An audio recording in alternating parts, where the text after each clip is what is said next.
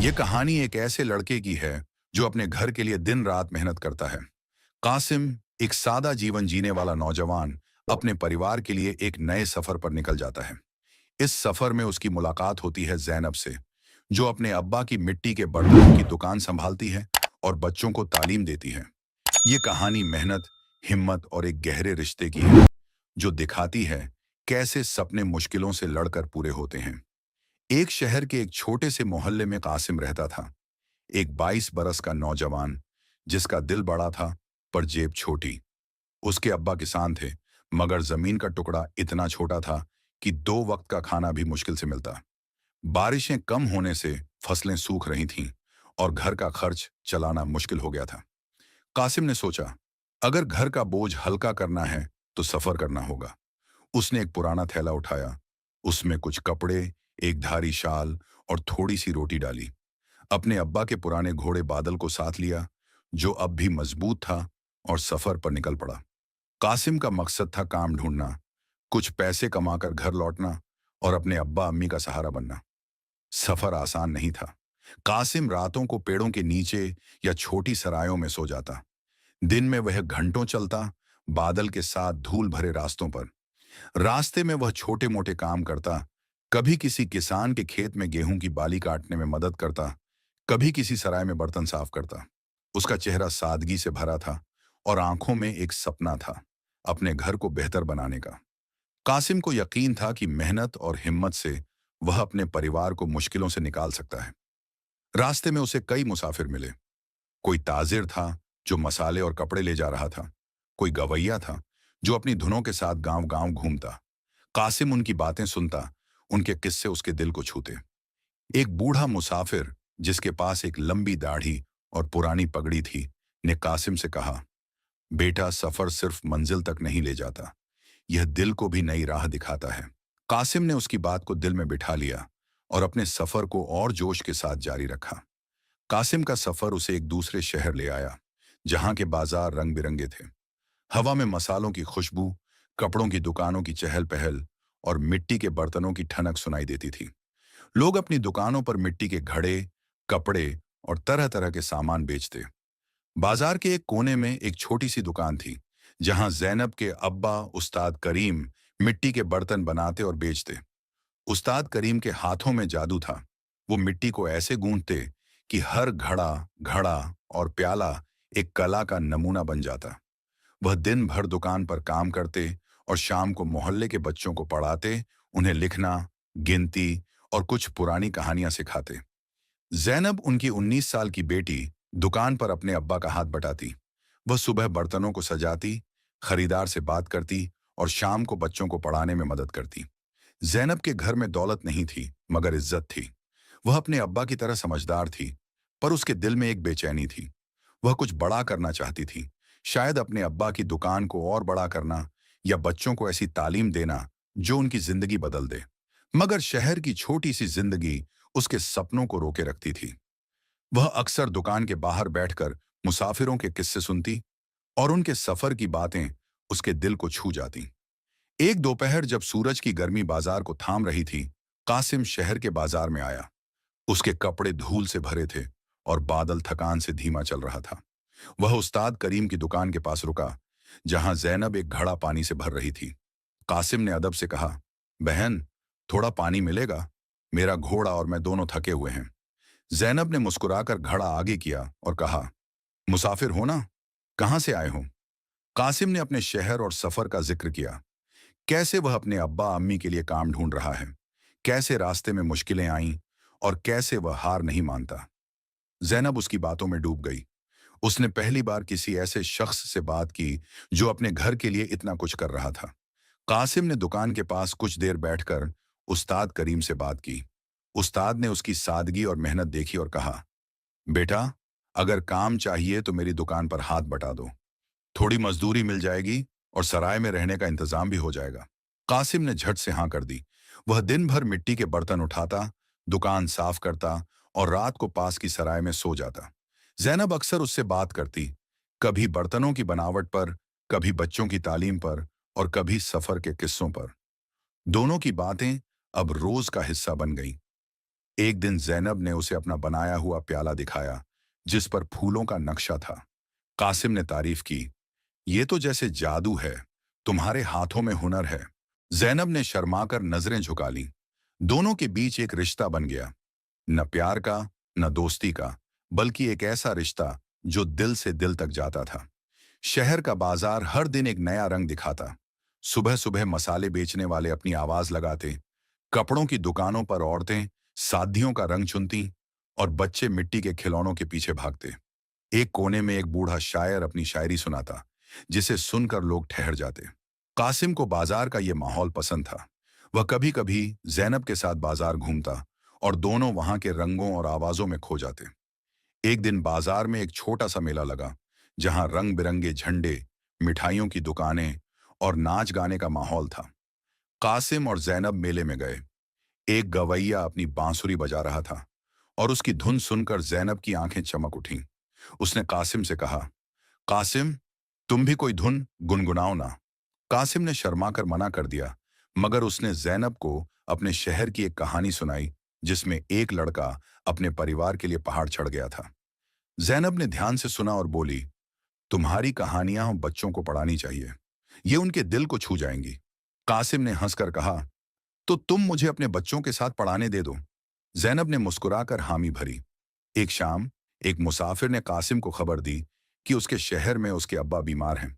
फसल खराब होने से घर का खर्च और बढ़ गया था, और अब्बा की सेहत भी जवाब दे रही थी। कासिम का दिल बैठ गया। उसने फैसला किया कि उसे तुरंत घर लौटना होगा, मगर उसकी जेब में कुछ सिक्कों के सिवा कुछ नहीं था। वह उदास होकर दुकान के बाहर बैठा रहा। जैनब ने उसकी परेशानी देखी और अपने अब्बा से बात की। उस्ताद करीम ने अपनी छोटी सी बचत से कासिम को कुछ पैसे दिए और बोले, बेटा, घर जाओ, अपने अब्बा का ख्याल रखो। ये पैसे लौटाने की बात मत सोचना, बस अपने सफर को याद रखना। कासिम ने शुक्रिया कहा, मगर उसका दिल भारी था। वह किसी का एहसान लेना नहीं चाहता था, मगर अब और कोई रास्ता नहीं था।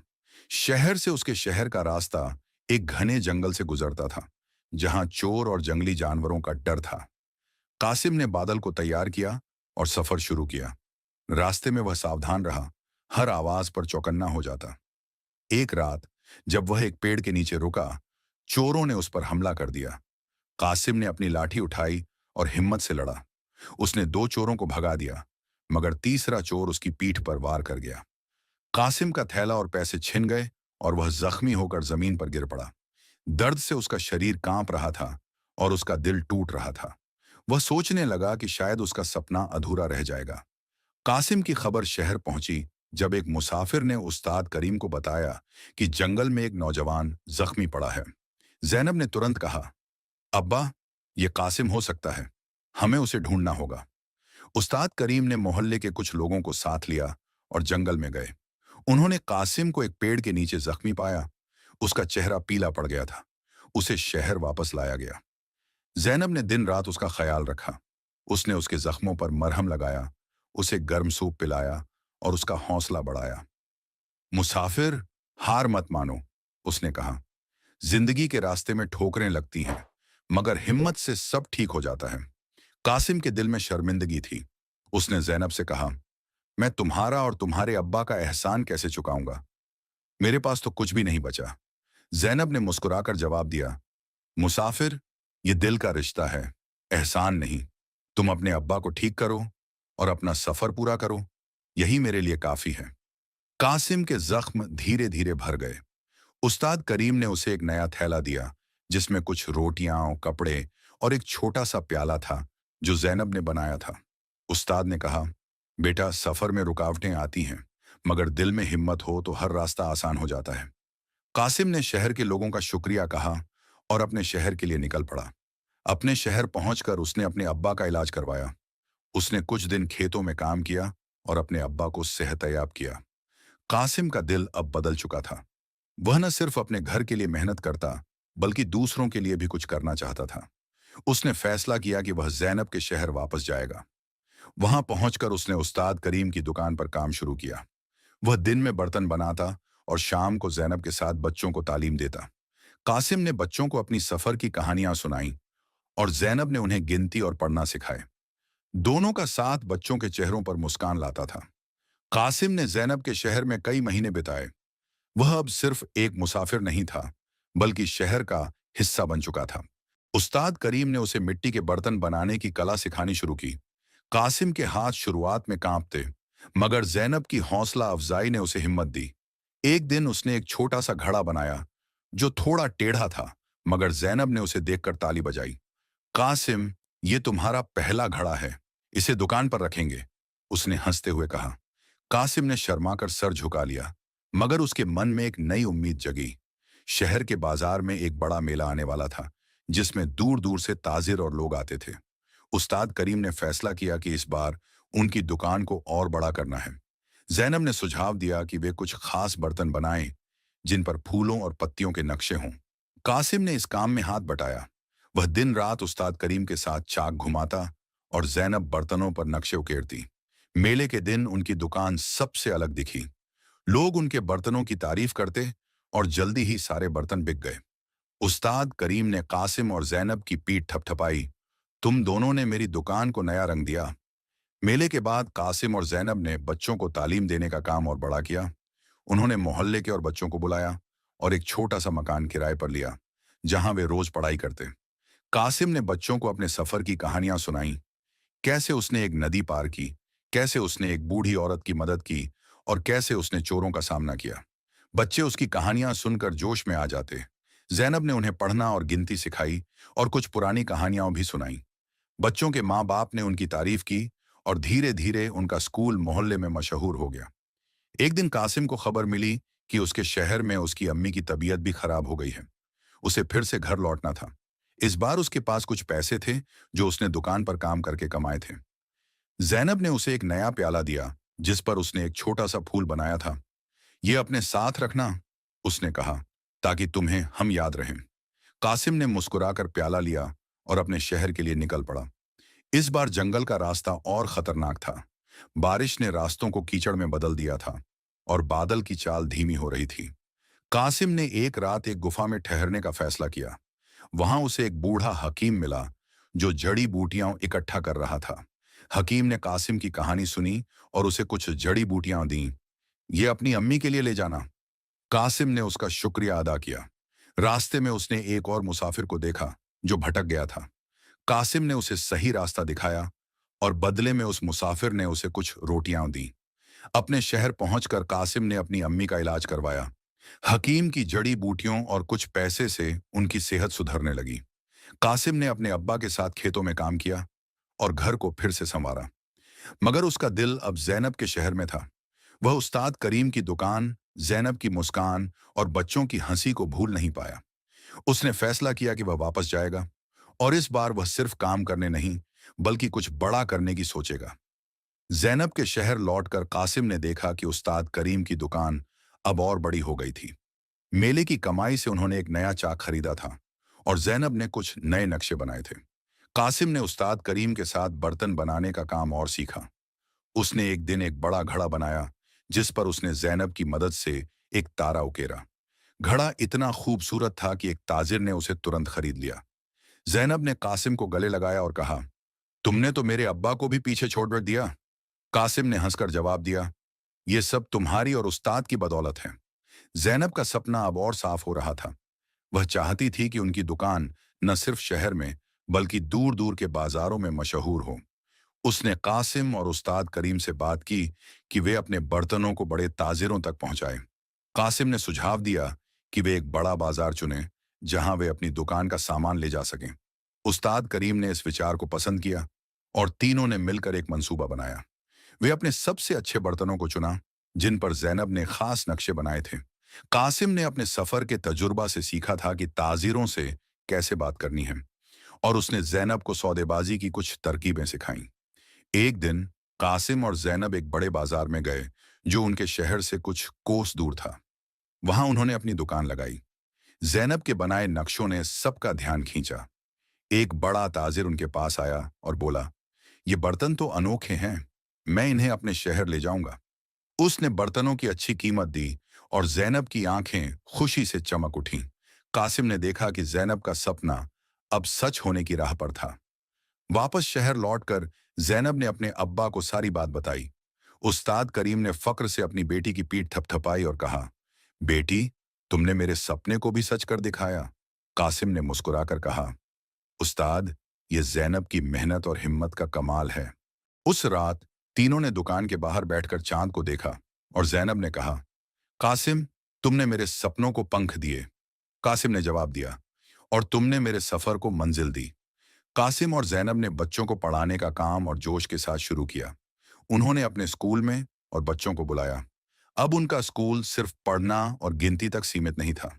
कासिम बच्चों को अपने सफर की कहानियां सुनाता, जो उन्हें हिम्मत और मेहनत की सीख देती। एक दिन उसने बच्चों को एक कहानी सुनाई जिसमें एक लड़का एक जंगल में भटक गया था, मगर उसने अपनी चालाकी से रास्ता ढूंढ लिया। बच्चे उसकी कहानी सुनकर तालियां बजाते। जैनब ने बच्चों को कला सिखानी शुरू की। उसने उन्हें मिट्टी से छोटे छोटे बर्तन बनाना सिखाया और बच्चों के चेहरों पर खुशी देखकर उसका दिल भर आया।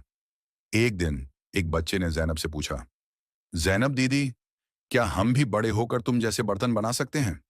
जैनब ने मुस्कुराकर कहा, क्यों नहीं, मेहनत और लगन हो तो कुछ भी मुमकिन है। कासिम ने हंसते हुए कहा, और अगर तुम मुसाफिर बनना चाहो तो मेरे जैसे रास्तों पर चलना। बच्चे हंस पड़े। कासिम और जैनब का बंधन अब और गहरा हो गया था। वे एक दूसरे की ताकत बन चुके थे। जैनब कासिम की हिम्मत से खुश होती और कासिम जैनब की कला और समझदारी से। एक शाम जब वे बच्चों को पढ़ाकर दुकान पर बैठे थे, जैनब ने कासिम से कहा, कासिम, तुम्हारा सफर अब सिर्फ तुम्हारा नहीं, हम सबका है। कासिम ने जवाब दिया, और तुम्हारी कला अब सिर्फ तुम्हारी नहीं, इस शहर की शान है। कुछ महीनों बाद कासिम को फिर से अपने शहर से खबर मिली। इस बार उसके अब्बा की जमीन पर एक बड़ा खतरा मंडरा रहा था। एक बड़ा जमींदार उनकी जमीन हथियाने की कोशिश कर रहा था। कासिम को तुरंत घर लौटना था। इस बार जैनब ने उससे कहा, कासिम, तुम अकेले नहीं जाओगे, मैं तुम्हारे साथ चलूंगी। कासिम ने मना किया, जैनब, जंगल का रास्ता खतरनाक है, तुम दुकान और बच्चों का ख्याल रखो। मगर जैनब ने जिद की, तुम मेरे लिए जंगल में जान देने को तैयार थे, अब मेरी बारी है। उस्ताद करीम ने भी जैनब का साथ दिया। बेटा जाओ, कासिम को तुम्हारी जरूरत है। कासिम और जैनब ने मिलकर सफर शुरू किया। जंगल का रास्ता इस बार और मुश्किल था। बारिश ने रास्तों को धो डाला था और हवा में ठंडक थी। एक रात जब वे एक छोटी सी गुफा में रुके, जैनब ने कासिम से कहा, कासिम, तुम हमेशा कहते हो कि हिम्मत से सब ठीक हो जाता है। आज मैं भी तुम्हारी हिम्मत से सीख रही हूं। कासिम ने मुस्कुराकर जवाब दिया, और मैं तुम्हारी जिद से। रास्ते में उन्हें एक बूढ़ा फकीर मिला जिसने उनकी कहानी सुनी। उसने कासिम को दुआ दी, बेटा, सच्चाई और मेहनत से बड़ा कोई हथियार नहीं। कासिम और जैनब ने उसकी बात को दिल में रखा। जंगल के आखिरी हिस्से में एक बार फिर चोरों ने उन पर हमला किया। इस बार कासिम अकेला नहीं था। जैनब ने अपनी चतुराई दिखाई। उसने एक छड़ी पकड़ ली और इतने जोर से चलाई कि सारे चोर डरकर भाग गए। कासिम ने उसकी हिम्मत देखकर तारीफ की, जैनब, तुम तो मुझसे भी बड़ी मुसाफिर निकली। कासिम के शहर पहुंचकर उन्होंने जमींदार से बात की। जमींदार एक बड़ा आदमी था जिसके पास कई गांवों की जमीन थी। उसने कासिम के अब्बा की जमीन पर कब्जा करने की धमकी दी थी। कासिम ने हिम्मत से उसका सामना किया। उसने जमींदार को बताया कि उनकी जमीन उनके अब्बा की मेहनत का फल है और वे इसे नहीं छोड़ेंगे। जैनब ने अपनी समझदारी से जमींदार को समझाया कि जमीन छीनना गलत है और अगर वह ऐसा करता है तो मोहल्ले के लोग एकजुट हो जाएंगे। जमींदार ने उनकी बात सुनी और पीछे हट गया। कासिम के अब्बा ने जैनब और कासिम को गले लगाया, तुम दोनों ने मेरी जिंदगी बचा ली। कासिम और जैनब जैनब के शहर वापस लौटे। इस बार उनका रिश्ता और मजबूत हो चुका था। उन्होंने उस्ताद करीम की दुकान को और बड़ा करने का फैसला किया। जैनब ने एक नया सुझाव दिया, वे अपने बर्तनों को दूर दूर के गांवों में भेजेंगे जहां लोग उनकी कला की कदर करें। कासिम ने अपने सफर के तजुर्बे से ताजिरों से बात करने की जिम्मेदारी ली। धीरे धीरे उनकी दुकान की शोहरत फैलने लगी। लोग उनके बर्तनों को देखने दूर दूर से आते और जैनब के नक्शों की तारीफ करते। उनका स्कूल भी अब बड़ा हो गया था। मोहल्ले के बच्चे अब सिर्फ पढ़ना और गिनती नहीं सीखते थे, बल्कि मिट्टी की कला और कहानियां भी सीखते थे। कासिम और जैनब ने मिलकर एक छोटा सा मेला मुंतखिद किया, जिसमें बच्चों ने अपने बनाए बर्तन और कहानियां दिखाईं। मोहल्ले के लोग इस मेले में आए और उनकी तारीफों ने कासिम और जैनब का हौसला बढ़ाया। जैनब की दुकान अब सिर्फ शहर तक महदूद नहीं थी। एक दिन एक बड़ा ताजिर उनके पास आया जो दूर के शहरों में मिट्टी के बर्तन बेचता था। उसने कहा, तुम्हारे बर्तन अनोखे हैं, मैं इन्हें अपने साथ ले जाऊंगा और तुम्हें हर महीने ऑर्डर दूंगा।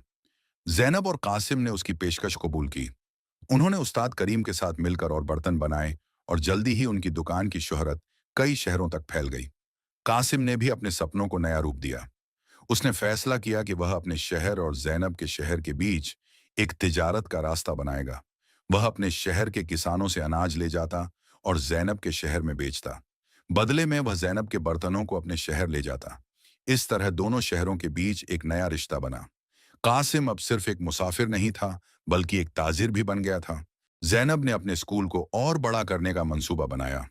उसने उस्ताद करीम और कासिम के साथ मिलकर एक बड़ा मकान किराए पर लिया, जहां वे और बच्चों को पढ़ा सकें। उन्होंने मोहल्ले के बाहर के गांवों से भी बच्चों को बुलाया।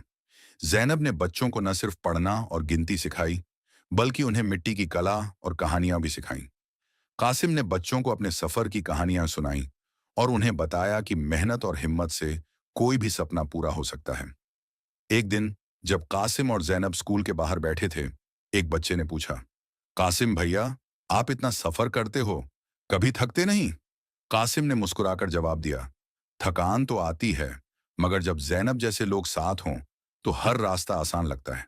जैनब ने हंसकर कहा, और जब कासिम जैसे मुसाफिर साथ हों तो हर सपना सच लगता है। बच्चे उनकी बात सुनकर हंस पड़े। एक साल बाद कासिम को फिर से अपने शहर से खबर मिली। इस बार उनके गांव में एक बड़ी मुसीबत आ गई थी। एक नदी में बाढ़ आ गई थी और कई घर डूब गए थे। कासिम और जैनब ने फैसला किया कि वे अपने शहर जाएंगे और लोगों की मदद करेंगे। इस बार उस्ताद करीम भी उनके साथ गए। जंगल का रास्ता अब उनके लिए नया नहीं था। वे एक दूसरे की ताकत से चलते रहे। रास्ते में उन्हें एक बूढ़ा कारीगर मिला, जिसने उन्हें मिट्टी के बर्तनों पर नए नक्शे बनाना सिखाया। उसने कहा, तुम्हारी कला और तुम्हारी हिम्मत इस जंगल से भी बड़ी है। कासिम के शहर पहुंचकर उन्होंने देखा कि गांव का आधा हिस्सा पानी में डूबा था। कासिम ने अपने अब्बा अम्मी को महफूज जगह पर ले जाया और जैनब ने गांव की औरतों को इकट्ठा करके खाना बनाने में मदद की। उस्ताद करीम ने बच्चों को इकट्ठा किया और उन्हें कहानियां सुनाकर उनका हौसला बढ़ाया। कासिम और जैनब ने मिलकर गांव के लोगों को एकजुट किया। उन्होंने पास के जंगल से लकड़ियां इकट्ठा की और अर्जी मकान बनाए। उनकी मेहनत रंग लाई और गांव धीरे धीरे फिर से बसने लगा। जैनब के शहर वापस लौटकर कासिम और जैनब ने अपनी जिंदगी को नए सिरे से देखा। उनकी दुकान अब दूर दूर तक मशहूर हो चुकी थी। लोग उनके बर्तनों को देखने आते और जैनब के नक्शों की तारीफ करते। उनका स्कूल अब एक बड़ा मरकज बन गया था, जहां बच्चे न सिर्फ पढ़ाई करते, बल्कि कला और कहानियां भी सीखते। कासिम ने अपने शहर और जैनब के शहर के बीच तिजारत को और बड़ा किया। उसने अपने गांव के किसानों को जैनब के बर्तनों के लिए एक नया बाजार दिया और जैनब के शहर के ताजिरों को अपने गांव का अनाज। एक शाम जब कासिम और जैनब दुकान के बाहर बैठे थे, उस्ताद करीम ने कहा, बच्चों, तुमने मेरे सपनों को सच कर दिखाया। मैंने कभी नहीं सोचा था कि मेरी छोटी सी दुकान इतनी बड़ी हो जाएगी। जैनब ने अपने अब्बा का हाथ थामा और कहा, अब्बा, ये आपकी मेहनत और कासिम की हिम्मत का फल है। कासिम ने मुस्कुराकर कहा, और जैनब की कला और सपनों का। कई साल बाद कासिम और जैनब ने अपने स्कूल को एक बड़ा मकान दिया, जो अब एक स्कूल और कला दोनों था। उन्होंने मोहल्ले के बच्चों को न सिर्फ तालीम दी, बल्कि उन्हें अपने सपने पूरे करने की हिम्मत भी दी। एक दिन एक बूढ़ा मुसाफिर उनके स्कूल में आया। वह वही बूढ़ा था जिसने कासिम को उसके पहले सफर में सलाह दी थी। उसने कासिम और जैनब को देखा और कहा, बच्चों, तुमने सफर को मंजिल बना दिया। कासिम ने उसका शुक्रिया अदा किया और जैनब ने उसे एक प्याला तोहफा किया, जिस पर उसने एक नक्शा बनाया था, कासिम और जैनब के सफर का नक्शा।